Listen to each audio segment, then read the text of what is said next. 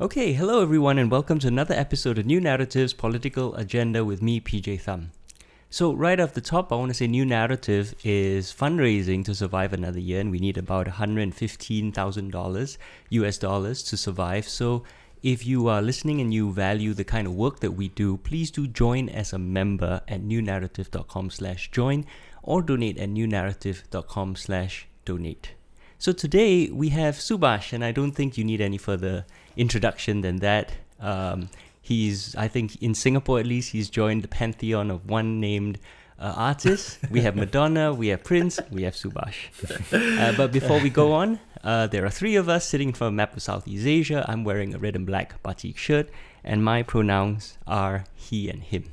Okay, and at this point, we have our theme song, so take it away, Subhas. Please stay where you are. We've come way too far. Where you think that you're gonna go? This is utopia. I'm amazed at how much that sounds like the original coming in. But anyway, thank you so much. That was amazing. Anyways, let's get right into it. My name is Sean Francis. I'm wearing a white shirt. My pronouns are he, him. And I'm really, really excited to get into this today. It's something a little bit different than we usually do. We're going to be talking about Subhas' new album launch, Tabula Rasa /Tabula Rasa. But before we get into all of that, Subhas, tell us about yourself. What are you wearing? What are your pronouns? Okay, so my name is Subhas. My pronouns are he, him, his. I am wearing a black Tabula Rasa t-shirt, and I have... let me grab this. I have t-shirts for everybody. Oh, nice. Oh, wow. Yeah, I have t-shirts for everyone. So I got the black and white Tabula Rasa t-shirt. I know PJ, I know I'm not going to say your size on the podcast, but...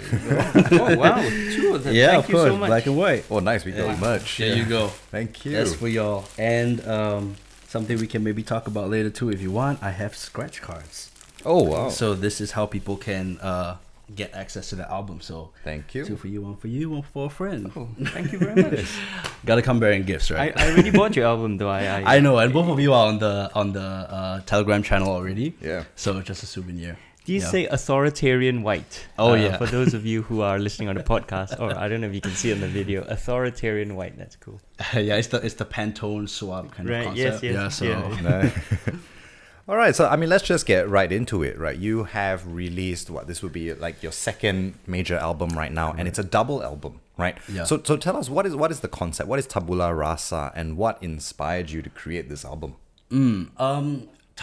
It's really an album about just erasure in the city. Mm-hmm. Yeah, it's an album. Looking back, I grew up at Clementi, right? I am the bus stop, the MRT stations, all these places that I grew up going, holding my mom's hand, holding me, my mom, and Pretty would hold hands, and Pretty would be in the middle, so we all can watch out for her front and back. You know, those places are gone. Yeah. And now we have Trevellis and Clementi Canopy and Casa Clementi, all these places that look, this is just Clementi Central, Avenue 1, 2, 3, 4, 5, and the Dover side. That's all. And then we got 17 near West Coast. So for me, it's just thinking back and thinking about what we've lost. Okay. Yeah. So Tabula Rasa is actually, it's really inspired. I had a professor in school who unfortunately passed while before we even graduated. One of my favorite professors. He's a Tamil language scholar actually. Yeah. White man, tall white man, bearded guy, Barney Bate, and we love him very much. And he actually introduced us to this idea, this art piece called the Angelus Novice. All right. I don't know if it's a Paul Klee painting. And Walter Benjamin wrote an essay about this painting, and ever since he narrated it back to us, it's been fixated in my mind, this idea of this angel of history. Yeah. And thinking about erasure in the city, thinking about this regime that we all live under, thinking about power and people and mutual aid. So Tabula Rasa is really about who has the power to clear and write our stories, and what must be numb and anesthetized kind of to move forward. I love that sort of interpretation on Tabula Rasa, because I'm coming at it from a more philosophical perspective, right? Tabula Rasa is a huge philosophical concept, right? Are we born like a blank slate, or do we have innate knowledge?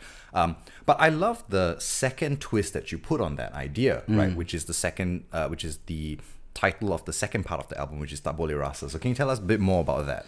Yeah, I think okay, look, so I see this as a palimpsest, right?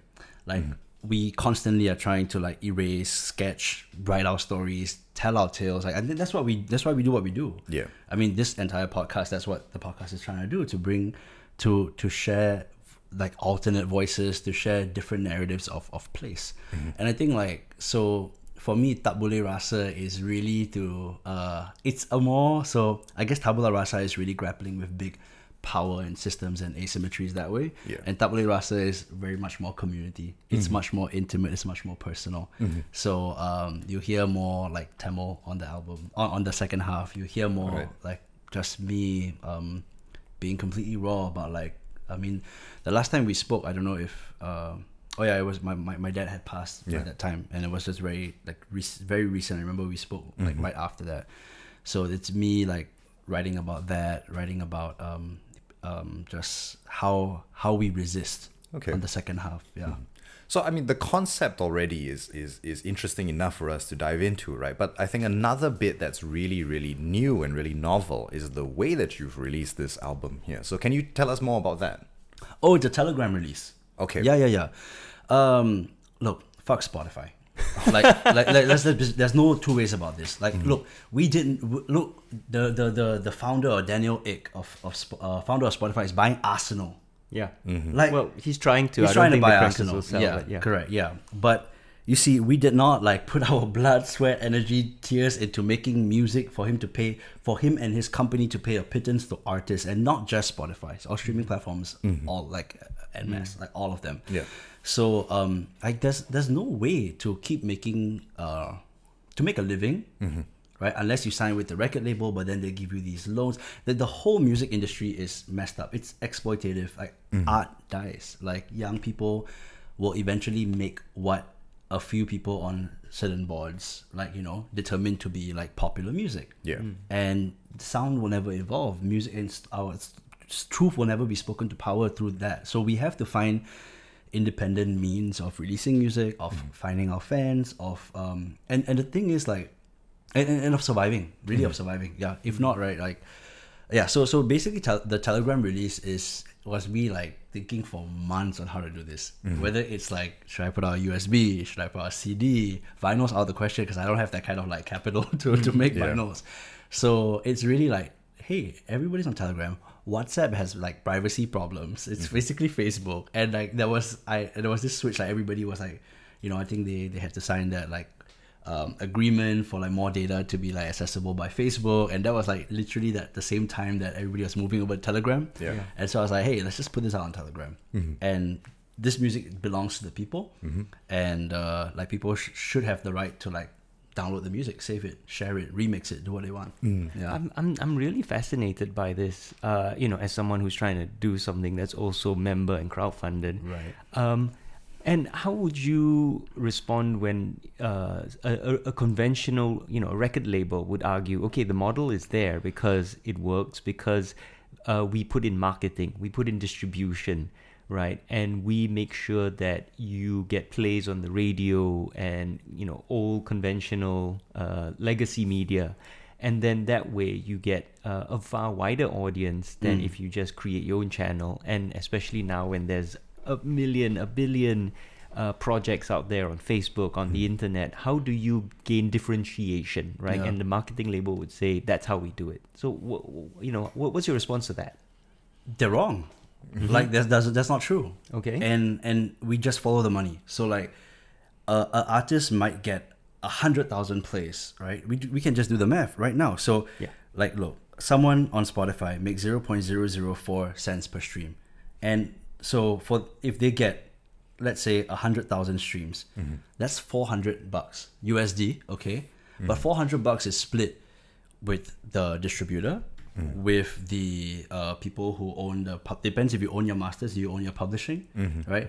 And you have to also, like, some people might have to pay their producers, like through the royalty split. So this money, when you break it down, you don't earn any money at all. Yeah. So what they're giving you is really like, record labels might come in and say, hey, here's a sum of money for you to maybe make a music video. Like, we want to invest in you. Yeah. And look, one thing that's not being talked about at all is the streaming numbers are fake, completely fake. There are stream farms that kind of like fudged the numbers. Like this is like there's proof. Like like mainstream artists like have been exposed to be using these things, and like record labels do that. I think G-Eazy, one of the US rappers, also has a kind of like a scandal about that. So the numbers are fudged because the record labels cannot seem like they're not doing their job. So it's not real fans. You're not really talking to people. People like you can see like the numbers that like are streaming services, and then you see like the engagement or someone's. I mean, we don't have shows anymore, but you can just see their show numbers. Yeah. Right.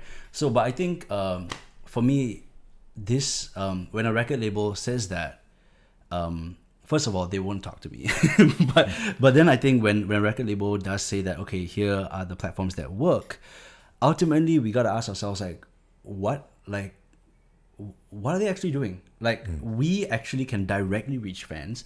Nobody listens to the radio. The radio is really just and the playlists that are curated even by Spotify and these streaming platforms are all in cahoots with these record labels. So like when you listen to your Spotify Rap Caviar, for example, 20-25 slots. Yeah. Record labels already have choked those places. It's not actually someone taste making and curating. It is more like industry partners. Like I thought it was an algorithm. Well, the algorithm is there's also a manual. Moved by money. I see. It's not purely an AI saying, "Oh, these are the new." Yeah, cool. no. And then it is the record label execs who leave their jobs at like Warner or like whatever Universal, and then go to Spotify. It's all pally. It's all like it's one big members club. Yeah. To be in the music industry.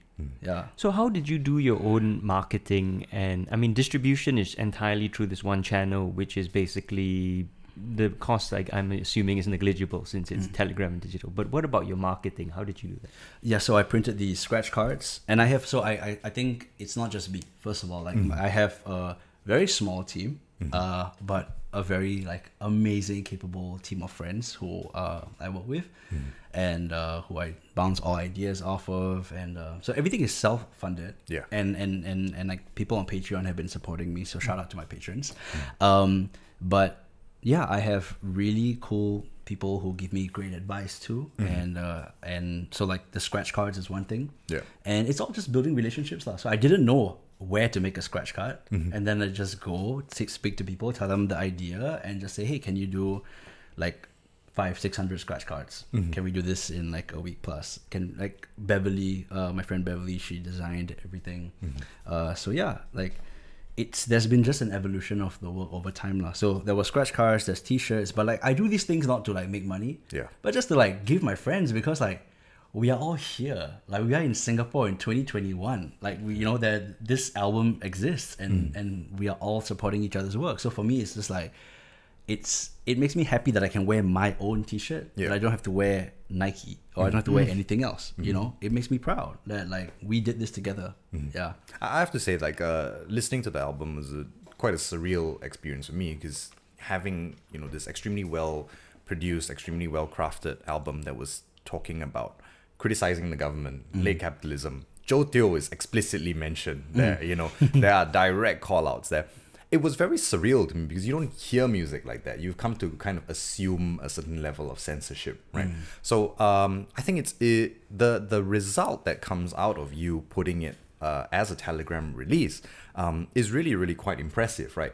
But I want to kind of take a step back here and you know, pick your brains a bit about what are your artistic references, right? You know, I sort of hear that you're drawing a lot from people like Kendrick Lamar and J. Cole, but you know, I want to hear from you, like who are the people that really shaped your musical direction on this album?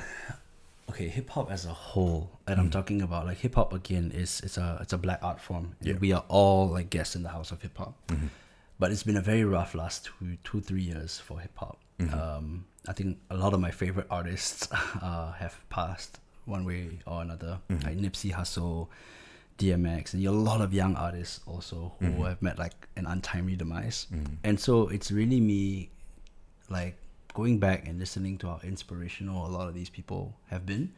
Like look, Nipsey Hussle, like he sold albums on the street. There's a story like of how Jay-Z came and bought like 100 or 1,000 copies of his album while he was selling them, because he was so like inspired by that kind of entrepreneurship or that hustle. And it is that like it's ultimately it's people to people. There are people who bought this album, and of course like the price I put is $20 for the album. I know how much I I paid to produce and to put the marketing together and all the art and all that. That's a very big sum. I haven't even broken out even from this album, but that's not the goal. Yeah. Right. For me, it is the fact that something like this exists. Yeah. Pathways exists. And yeah, so I think for like knowing that like I can put out a project like this, Yeah. and that people will support. People have always been showing support. Yeah. So the inspiration for this album is anybody who's just doing their thing and hustling and figuring out new ways and resisting the system. So it's not just with music. It's also like with people who have been speaking out, being critical. Because I ultimately believe, right, my music is just one kind of packaging of the message that all of us are trying to add to here. Yeah. Yeah. So for me, it's just that I am articulate, I am able to rap, and I am able to like, sound decent on songs. That's it. And ultimately, it's we're all part of a larger like a life work here. Yeah. Of like justice, equity, human rights. I mean, on that point also, right? I think hip hop is a very dialectical art form, right? It's something that situates itself in a broader conversation, not just with society, but with other artists and with other practitioners of hip hop, right? So you see sort of big artists who will respond to what other artists are saying. But you're kind of in an interesting position because you're here in Singapore, right? How has the hip hop landscape or the musical or artistic landscape in Singapore shaped your art, and what are you responding to here? I'm responding to violence in the city. Like I'm responding to just state violence, to oppressive. I'm responding to, like you see, it's okay. It's tricky because I think in my work or like the projects I'm involved in, the people I have around me, I think we don't really like give a fuck what they do anymore. Yeah. Because they're all we know the nature of the beast. What we're trying to do is self-organize and build our own and resist through self-organization. Yeah. And so whether that's mutual aid projects, whether that's like how we relate to each other, whether that's like resources and education, whether that's music, I think it's about pathways to succeed that say fuck you to the system, that say fuck you to the state, that say we don't need you because like we are powerful. Power resides here. Yeah. Right. So I think that's really really important in my work. At the same time, I think the first kind of agenda is not to critique and respond, is to emphasize that. And then in doing that, in practice, in doing action, in doing work, I think we raise awareness about like how wholly inadequate like status quo is. Yeah. So I think for me also, like you see, like calling like people like Louis, these clowns like Louis Ng, Josephine Teo, Denise Phua, like there's no chance. Look, there's no chance this album could have ever been anywhere else because IMDA controls everything. Like I can't even perform these tracks. Like right now, I'm working on a project with Open House. IMDA is giving them such a hard time because they are like to approve things, saying they need more. They need 30 days to read a 3-4 minute song and approve that. Give me a break, So these songs could never exist anywhere else anyway. They would have to they had to be independently released.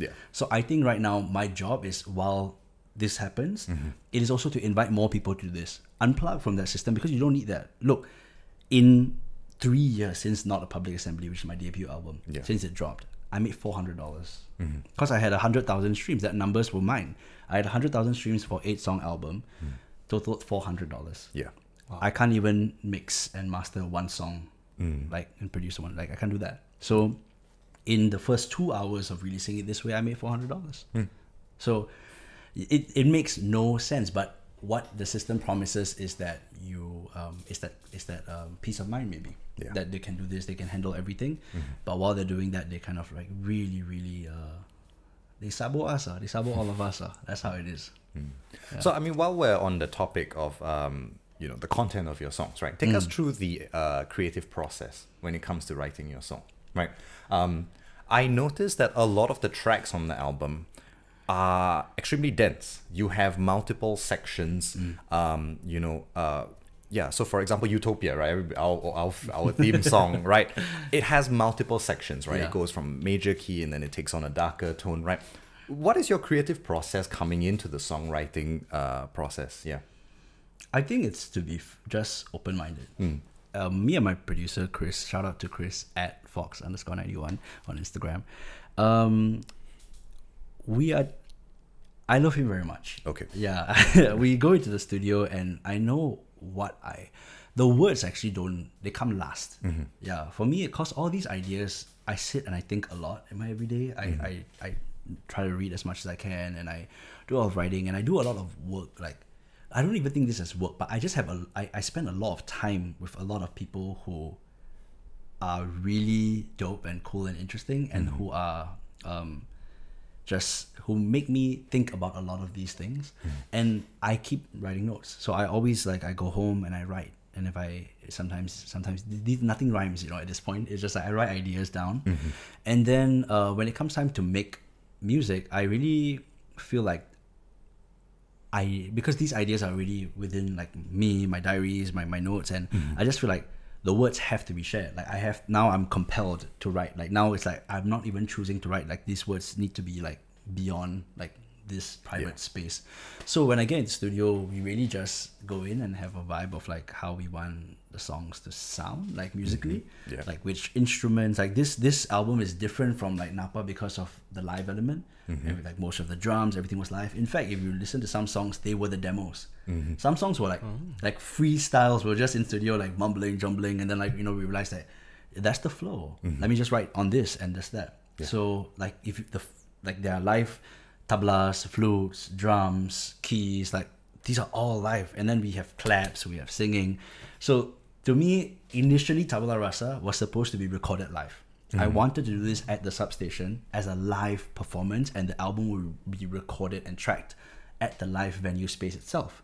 Tabula Rasa was more than a year in the making. So this was before COVID. That was the original plan. So mistakes, crowds, cheers, jeers, everything would have been in that album. But because of COVID, we couldn't do something like that. So we try to keep that live element as much as we can. Yeah. So we had so this was in a way, we really wanted to compose something. We didn't want to just make a music album. We want to make a show of. We want it to be something that moves people. Yeah. So, what's the biggest difference between this album, Tabula Rasa, and your previous album? Right. I mean, they're both overtly political. Right. They're both completely independent, censorship-free. But what's the biggest difference here? I think the first one, which is the live element of the instruments, right? And the second would be this is not as rapidly rap an album as the first one. I think the first one was really look, some of those lines I go back and I'm how did I write that? That's really that's dope, but it's also it's dark, it's damn sad. The pulp of papyrus couldn't handle the weight of my regret, and the bulk of my happiness lost when my father left. That's prescient because now my father's gone. Yeah. And how do I feel about that? Why did I write that? Some songs I cannot go back and listen to, you know? But, and reading back the lyrics, I'm oh wow, I wish more people can hear this, but the people who need to hear this here know this. Sometimes I feel that way.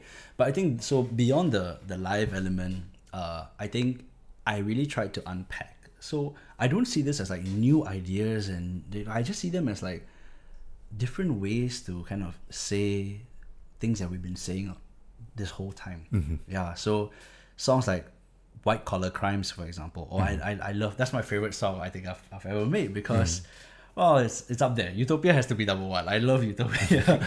But I love Utopia because it's so collaborative, right? But White Collar Crimes, I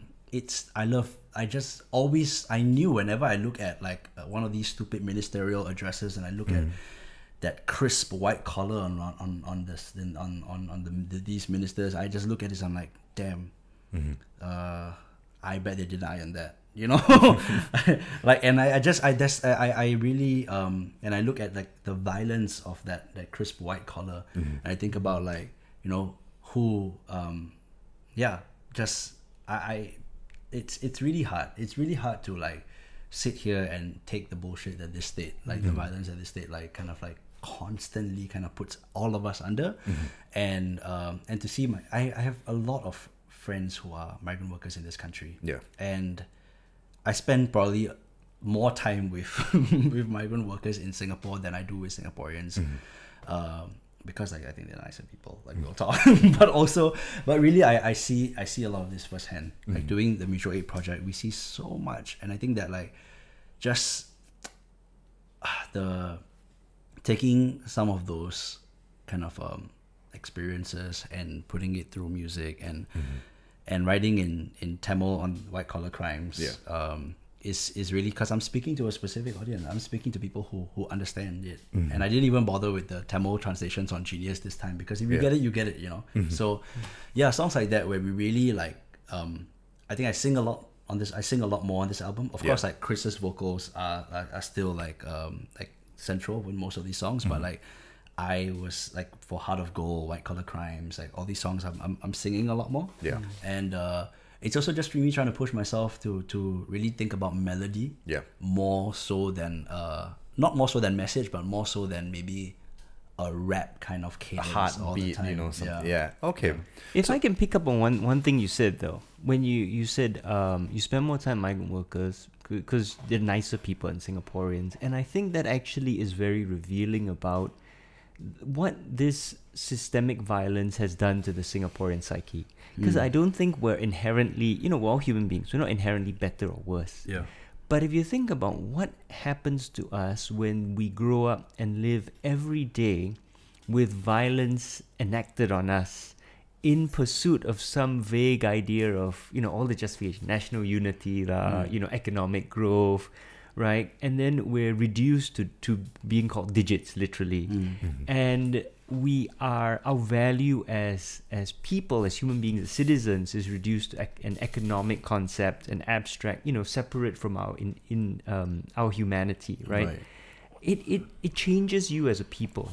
And I think that's why Singaporeans, we behave the way we behave, because you can only experience so much violence before it changes you fundamentally into part of it, to cope with the violence, into something a lot more callous, something a lot more accepting of that violence, justifying that violence happening to you when you can't control it. I know when I'm in Singapore for I've been here since March 2020, right? Longest I've been here, and I feel like the violence is changing me, and I don't like it, and I feel helpless. And I think, so your line kind of a bit of a throwaway, right? What you said, but actually it's really revealing of all the things you were talking about.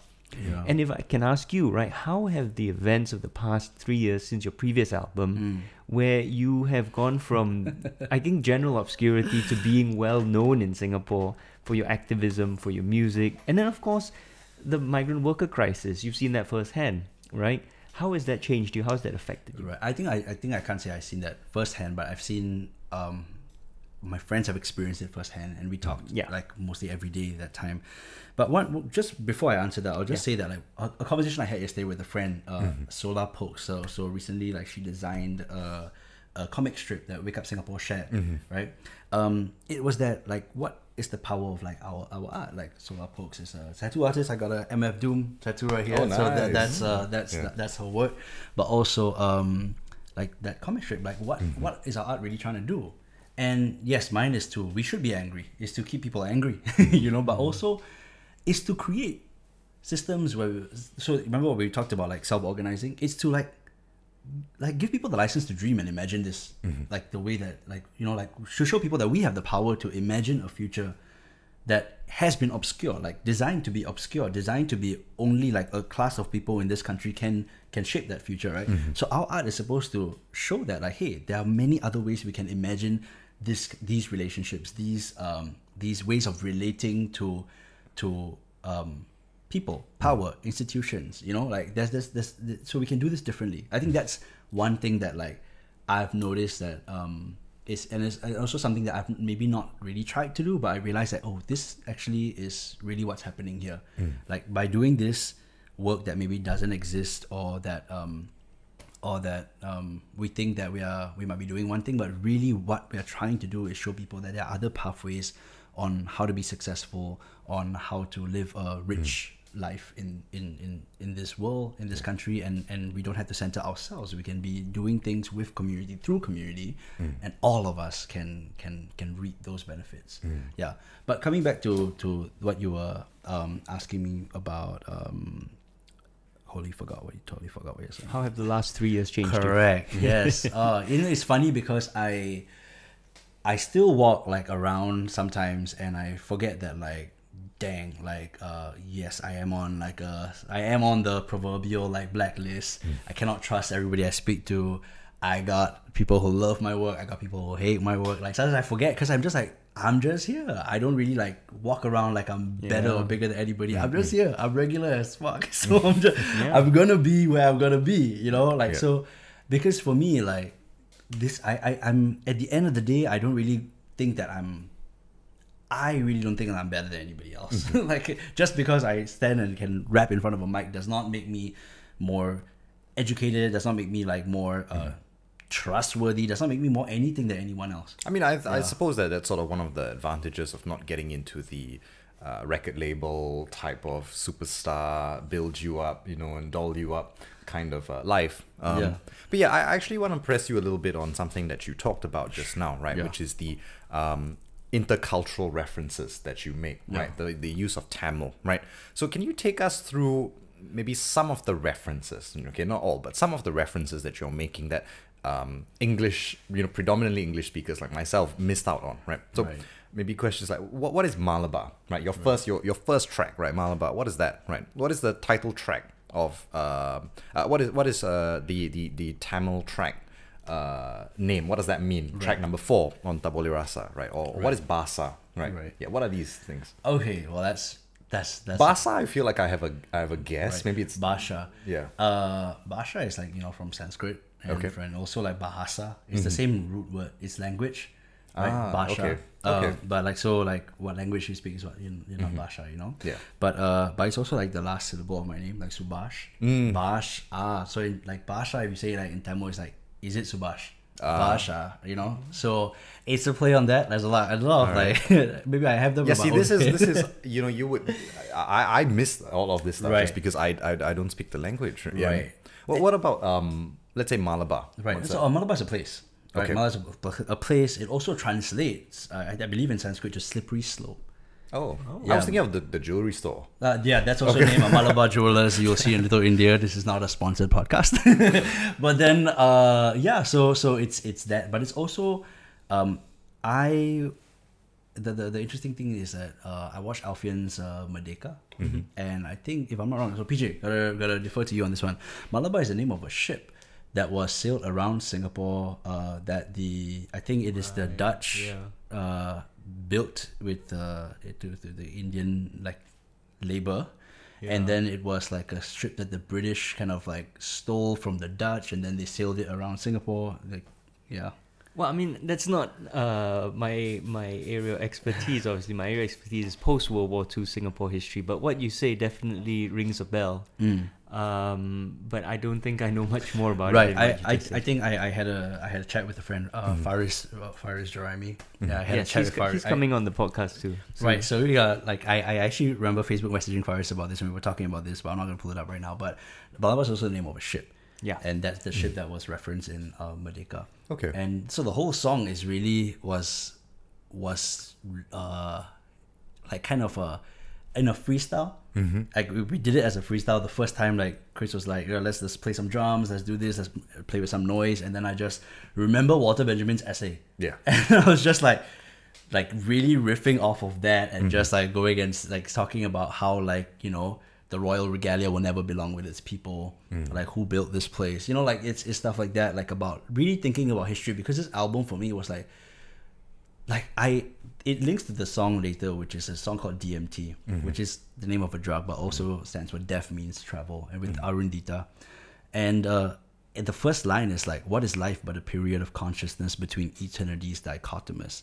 And I'm always thinking about my mortality and why, and like what has come before, what will be in the future, what do we have to do as long as there's breath in our bodies. Like, I'm always thinking about like these things, and I think like for me, looking at it from a historical like lens, or attempting to like by with Malabar, and then bringing it to an existential place in DMT, and the use of Tamil language is because I'm Tamil. I'm Tamil Malayali. Yeah.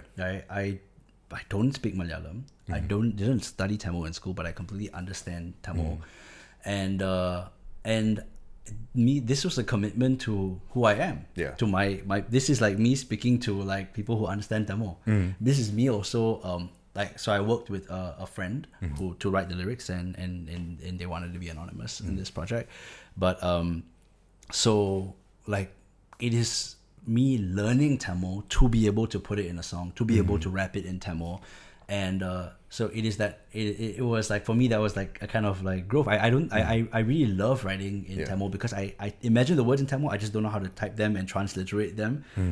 So I just it's just off the top, and I just say things that I believe rhyme, and so I'm the one making everything rhyme and sound like decent in a song. But the messages are actually just stories, and like you know, it's like in White Collar Crimes, it's like the rivers will change colors. It's very beautiful. The rivers will change colors, and the government will find a way to exploit that.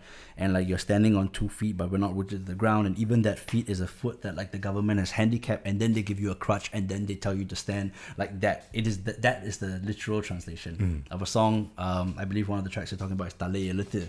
Yes. Which, yeah, Tale Elite means... So this is track 4 on the second album. Right. Yes. Yeah. Tale Elite means it's something you hear all the time. If you're in a Tamil-speaking household, when you're a kid, your parents always, something goes wrong. Like, I heard it all the time. Your parents would just say, Tale, it's our Tale Elite, which is, it is written on our foreheads. It is predestined. It is fate. Right? So, in a way, what I'm trying to do, and I say this at the play that I did at the substation, it is that we have to write our Tale Elite on our own terms. Right? We have to write towards liberation, justice, freedom, accountability, and we have to write our own futures together, because we're always writing together, and there's great power in lending penmanships towards the destinies of each other. So Tale Elite is really that. All my songs just come from a place of like just like either something that is very, very personal that I want to like rewrite that narrative for myself to be able to like have a reference point that is positive, that isn't like something that like is bad for my mental health even. But also it's something that I realized that a lot of people reach out and they're like, oh my gosh, Tale Elite. Like, yeah, man, like this is something my parents always used to tell me, and it's difficult because it's a word that usually in that moment when you're a child, you don't see the systems at play that causes addiction, that causes like that inequality, and you just think it's like, this is our life, this is our fate. Yeah. I mean, now that we're kind of getting into it, you know, I'm realizing that there's a lot of things that fans or listeners of the album are going to miss out on first listen, because I had no idea, right? And the link that you made just now is not just any link, right? Malabar and DMT are the opening and closing tracks, you know, and so to sort of hear you say that, you know, I'm exploring the same themes, but one of it's from a historical, broader perspective, and DMT is a more personal, existential. Yeah, it was just quite mind-blowing. But now it makes me wonder, what are some of the things here that you would like fans or listeners to know about? Some of the Easter eggs that we might have missed. Because I had no idea about Basa, I had no idea about Malabar, I had no idea about the Tamil track that you mentioned. So what are some things that you'd like fans to sort of pay attention to? Okay, so I think there's some randomness though in this album. Okay. Like Local Bird, a song called Local Bird is really the most random like song title ever. And the sample is like off the... So I was really inspired by this Iban artist called Colegrassi. So I had a chance to be at the Georgetown Lit Festival. And so they're from Sarawak. Yeah. And he's part of a larger band. And he had a book that was translated. I'm forgetting who translated. But yeah, and basically the book is called Tell Me Kenyalang, which is like hornbill. Like Kenyalang means hornbill. Yeah. And so the cover was this beautiful hornbill, and there was like beautiful poetry throughout the whole book. And I was reading this thinking, what, man, like I remember growing up and seeing this one bird. Like I love our mynas and I love our sparrows, but there was this one bird that was like really caught my attention when I was a kid. This yellow-naped oriole. These birds with like they're yellow birds with like just black breasts, and I would see them all the time where I was growing up at Clementi. Yeah. And so I was always fascinated because I always try to spot them, and I always tell my mom like, "Mom, look at the bird," but my mom always miss it. So you know, so I was always like fascinated by these birds, and what we did was I didn't know what they were called, right? I just called them they're local birds. They're just from here. So we found the bird. We sampled the sound the bird makes, the call on the song itself. Yeah. And I decided to like put the the meaning of the album, like kind of like why Tabula and Tabula Rasa, like kind of just recorded that, so people at least knew. Because I think I wanted to be more intentional with this album, like let people know why there's two separate parts. Yeah, you know. But so like that's one thing, like that it's really so that there is some randomness to this. It's not like I think maybe we can like kind of draw these narratives that make a lot of sense, that make it seem like, oh, this is mind blowing, but really this is also something that just felt right and felt like, yeah, this is it. We don't have to rethink this title. This is it. Let's stick. And songs like I'll tell you that Utopia, for example, right? Yeah. This is not like a nugget. I think this is like everybody knows this, but Utopia was like banned. MHA called the lines of Utopia lies. They put out a statement. Shanmugam went out of his way to say that this song is a lie. It was this and so this and CNA lied to me also, because they said that they would return the song because they're not releasing it. Yeah, never happened. They sat down in front of me, looked at my literal face, and they said, yeah, okay, once this like dies down, we'll pass you the rights to the song back, no problem, everything should be fine, thank you, blah blah blah. Next thing you know, on the email, sorry, like we can't do this. Yeah, and they just flat out lied. And because that song, we put so much into it. It's not just me, the band, the producers, all of us, right? So for me, like knowing that, I just know that, okay, let's re-record lah. What can they do? They only have rights to that one recording one. And if they want to come after me, so CNA, if you want to come after me, come do my marketing, do it. Like come. Like we cannot be scared. If I don't do it, right, honestly, I tell you, I'm not trying to like put myself on a pedestal here, but if I don't do it, then what hope does hip hop have in this country? Like real talk, I'm just saying it's just only because of the nature of the work that I do.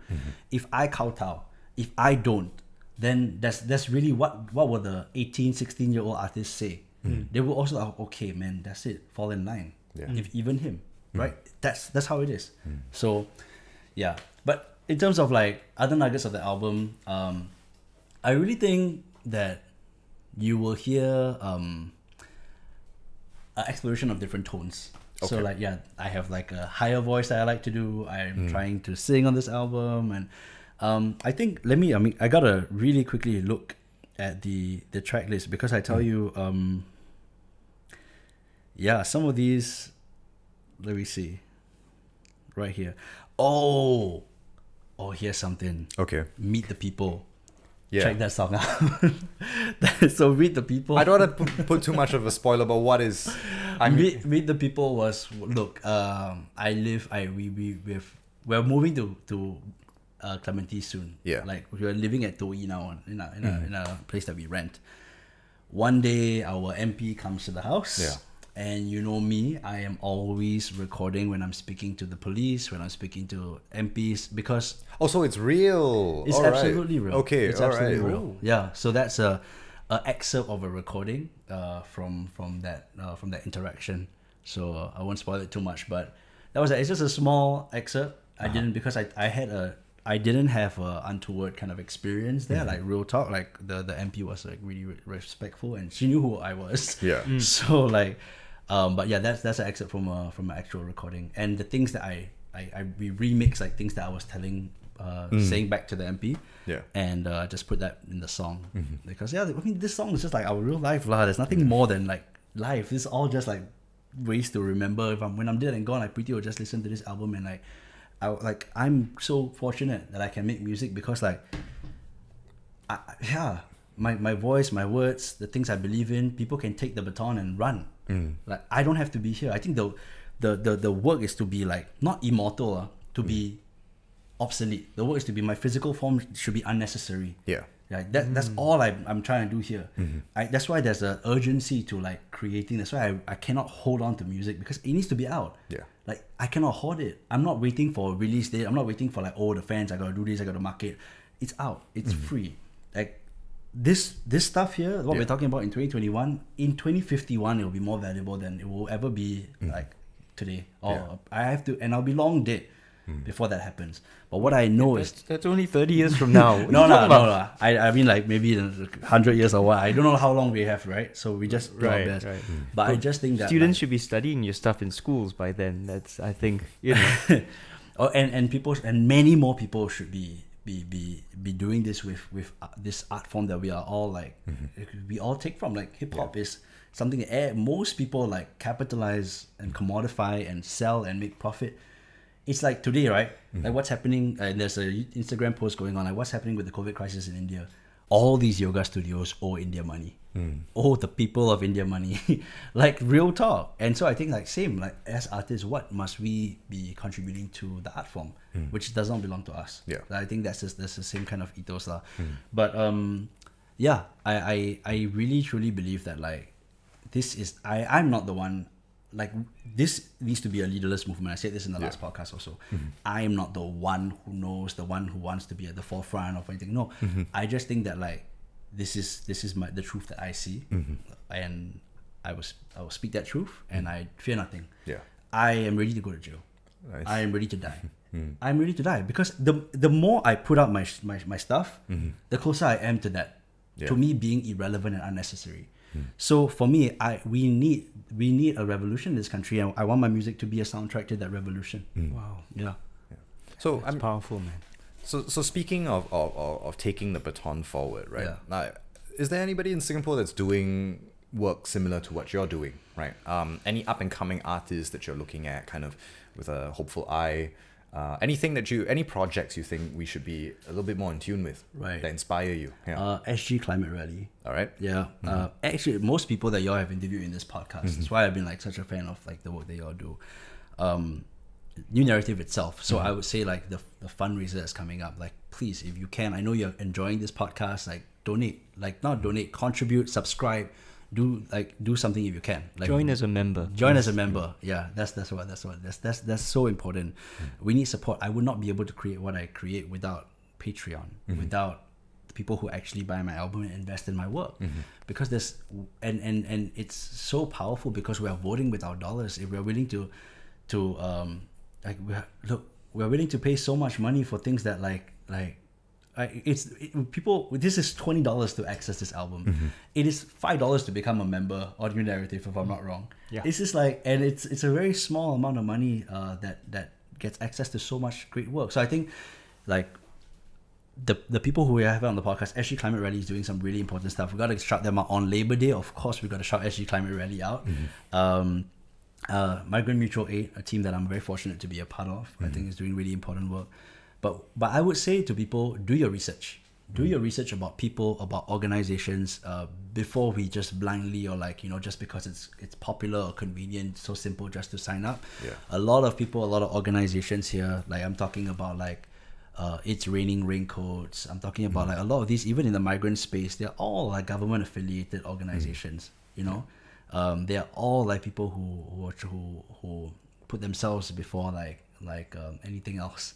Yeah, so I think what's really important is like we need to it's very obvious lah. Just see like whoever the state has had a hit, like is on that hit list, right? Go support them, go follow them, because they need it. Yeah. That these people will need it. There's not enough places that we can express ourselves. There's not enough places that we can perform. There's not enough places that we can thrive. So support people who the state doesn't like. The state just basically has had on that blacklist. Yeah. That blacklist. Start there. Well, I mean, you'll be familiar with this question, right? I mean, usually at the end, towards the end of our podcast, we like to ask, "What's your theory of change?" Right? But I think today, since we are talking about your album, right? I want to ask you sort of what is the big change, if you could say, what's the one big change that you hope that your album is gonna make? Okay, so on just maybe on like two levels, I see this. One is that I want artists to like around me, right? Right now Telegram is really cool. If you follow their updates, right? There's actually, if you're on channels and like there's so many like mutual aid, I would say, initiatives, like even Grab Hitch. You can go and get on SG Hitch on Telegram and get a ride. You know what I mean? There's many ways that you can engage with use the platform to reach out directly to people. Broadcast channels, like so many ways. So I would say I would love to see other artists like try, even if it's just one single, put it out somewhere else, like sell it directly to fans, put it on a USB. You never know until you try. And then when you try, you realize that even if you sell 5 copies, you probably make more than what you make in 5 months on streaming platforms. Again, so just on that same point of artists, going back to my first album, if 100K streams, right? If I had 100K streams of an 8-song project over 3 years, now each song is about 3 minutes. Let's say people only listen 1 minute per song. 100,000 minutes I brought someone to Spotify's platform, right? How much are they selling that 100 minutes of airtime for, or that listenership for? Especially when they can take that, and knowing my music and my genre, right? It's socially conscious rap. Yeah. They can sell this to advertisers. They can sell this to people and say that like, oh, we have this audience, these people, this like Singapore independent art. Like, you know, you can come in, you can put money in Spotify, and they are selling this to advertisers. Yeah. And they're paying me $400 for 100,000 minutes for people to get on their platform. We have the power. Yeah. Without no songs there, 100,000 minutes somewhere else. You know, and I just think that I want artists to see that this is like one very exploitative machine. We can't say Rage Against the Machine and fuck the system. It would be on Spotify. But again, I also think that it's really important to say that, and say that if you want the blueprint, or if you want to talk through an idea, hit me up. I'm always ready to like chat, to share, to tell you numbers, this is not mine. This is like all of us. Like I can't say numbers if people didn't like buy the album and support my work. Yeah. Right. So on that level, I really wish artists can think about independence, about ownership, about like doing and trying for themselves, because when you try for yourselves, you realize how many people actually are ready to support and ready to invest in and put money in what they believe in people trying. And on a larger like societal scale, honestly, I think I want people who are engaged in some kind of like forms of resistance of their own to laugh, to enjoy this album, to really look and like laugh and like say like, you know, to not just the high points of like, you know, like, or like the obvious ones, like when I say Josephine Teo violent, I love her, which is like, I don't really want to say anything about her because nothing good will come out of my mouth, so I just end and I drop the mic and I want. So that's like, it's not just that, it's also the just knowing that like things that we see on our everyday are in songs, knowing that like we can tell, like, you know, we can make things like, we can give those rhymes back to people and say like, you know, like recently I know I called out reading raincoats, but then like, you know, it's like they had this Singapore Rediscovers voucher idea, right? So and there's a line that goes, it's raining raincoats as a corporate cover. What part of Singapore do migrants need to rediscover? You know? So it's like those things I want people, like those punchlines, I really wish people who can see this can laugh at it, because when we can laugh at it, we can disempower it, and then we can like say more, and we can add to that. So I think I would like people to laugh at certain points in this album. I would like people to just know that there is great strength with vulnerability, like especially the song like Feelings, where at the substation at the play, it was me holding not a real urn, but like and wearing the traditional garb, and just thinking back about like how I felt carrying a person in a pot is a different kind of pain. Yeah, when his remains are in the ocean, is a different kind of rain. Like saying, like going through just like make, I guess, for space to like, for a cis hetero man to be saying something like that, and for a brown man to be saying something like that. I think it allows people to relate, and I hope people can relate and also like have space to tell their own stories, or to speak about how they felt when they were having a very similar experience. So it would be that'll be nice if people can relate to that, but also to take this music and be ready to be on the streets. And be ready to not just like to do all, to sign petitions, send emails, all of those things, but be ready to be on the streets. Be ready to. I don't believe in like that you can vote for change, not in this country. No, I don't believe like you. Like, I don't believe that. So I think it's important in this every 6 years, do the right thing and vote accordingly. But in the meantime, engage. Don't let them let up. Don't let them let up. Like, no, it's not okay. Like, every day is an opportunity that we can come together, we can demand for something. It's unconscionable that migrant workers are being transported like in lorries. Yeah. Like and we can change that, right? And there's so many people doing important work, but we can only change that if we collectively make that much noise. Yeah. I was talking to, and this is really true. I was talking to a friend who is a migrant worker last night, and he said that Bangladesh is one of the richest countries in the world. Look at their natural resources, right? Like they were rich before this, and they will be rich forever, and it's true. But if Singapore, people stop working for 3 weeks, the whole country will don't know what to do. In Bangladesh, he was telling me in Bangladesh you can fish, in Bangladesh you can feed a family, you can do all that, and you can just live off the land. Yeah. In Singapore, if people couldn't work for 3 weeks, the whole system would turn on its head. Like they would not know what to do because Singapore is so codependent on like exploiting labor at every turn, right? And Singapore don't know how to fend for themselves. Yeah. And I was like, yeah. So it takes 3 weeks for unplug to the system that we can have the whole thing turn on its head. That's what his theory was. And so I say yes. I say unplug as much as you can. Keep doing this on your own and keep supporting and building those friendships. Keep a burner phone, and also importantly, it is to be ready to put some skin in the game. For me, solidarity is that skin in the game, ready to lose something, and I'm not saying everybody should be, but I'm just saying that like we need to be thinking about what we're ready to lose. Yeah, I really want to amplify this point because people come up to me, and they say, PJ, I'm angry, I'm frustrated, I want change. What can I do? And very often people, I think they're looking for someone else to come in and create that change for them, someone they can follow. But the point I always make to people is, that if you want change, you have to take part in it yourself. Democracy is not voting in some new savior every 4 or 5 years.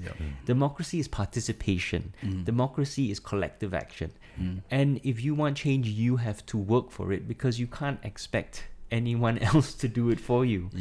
So I want to, I totally agree and amplify your point. And, why I created New Narrative was to create a pathway for people to inform themselves through our stories, to empower themselves through our democracy classrooms, and then to take action, right? So I think we're going about the same thing, but of course from very different angles, but we have the same core belief that together we don't realize the strength that we have. 3 weeks, right?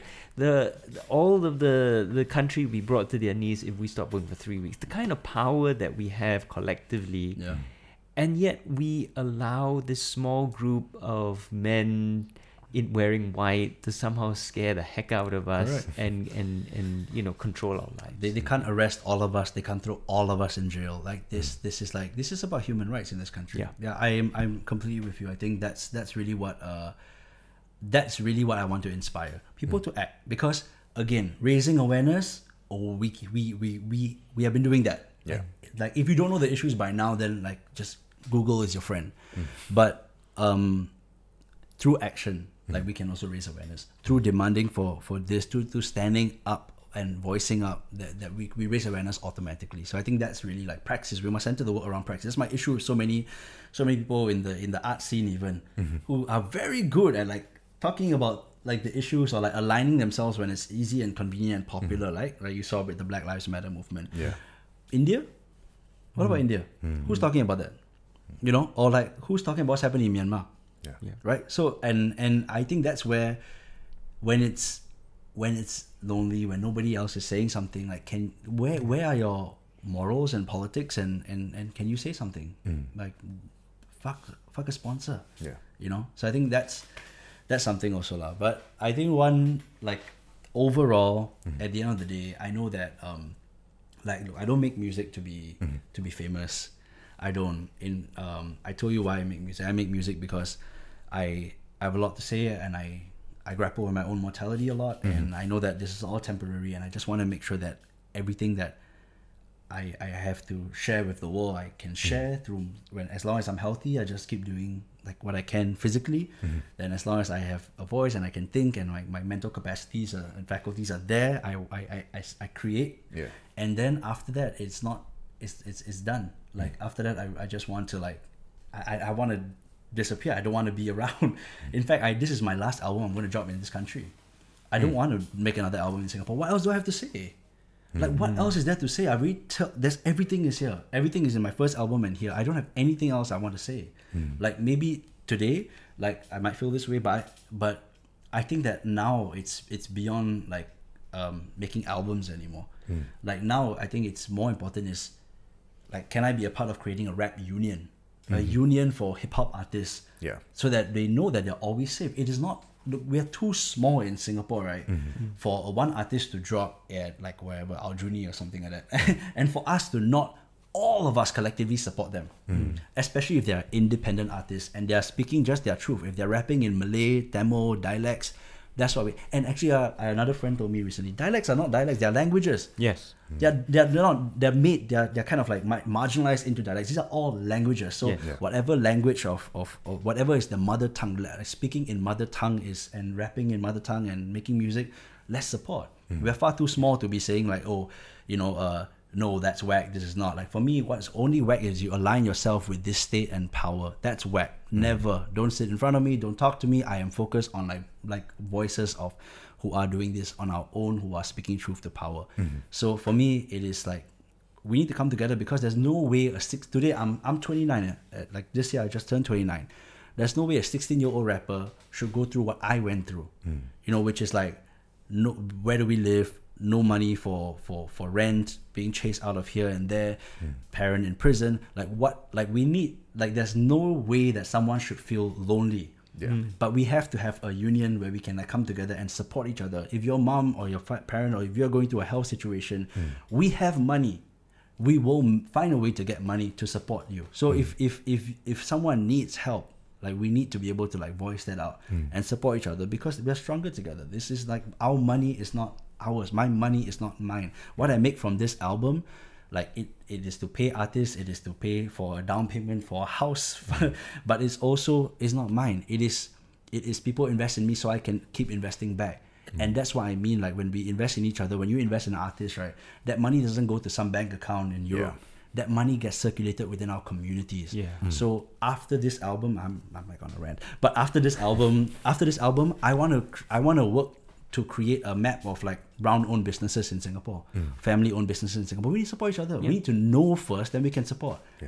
Create those systems, and the system should run on its own, and just do it the right way and do as much as we can. That's how I believe in.